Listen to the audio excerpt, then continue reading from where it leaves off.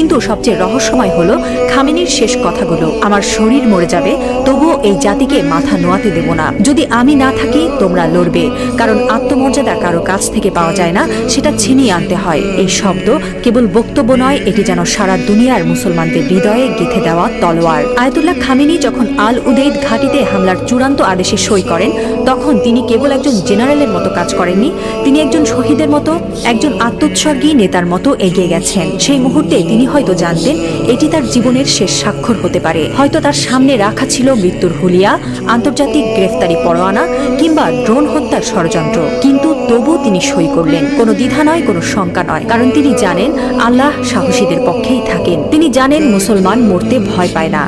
যারা আল্লাহর পক্ষে থাকেন তারা জানে মৃত্যু মানেই পরাজয় নয়, বরং আত্মত্যাগী বিজয়ের শুরু। এই একজন মানুষ এখন আর কেবল ইরানের নেতা নন, তিনি হয়ে উঠছেন সারা বিশ্বের মুসলিম উম্মার প্রতীক। একজন বিশ্বাসী, একজন অটল মুজাহিদ, একজন সাহসী পিতার মতো তিনি বলছেন, আমি থাকি বা না থাকি তোমরা লড়বে। হ্যাঁ মুসলিম উম্মাহ, তোমরা মাথা নিচু করো না। লা ইলাহা ইল্লাল্লাহ, আল্লাহ ছাড়া আর কোনো ইলাহ নেই।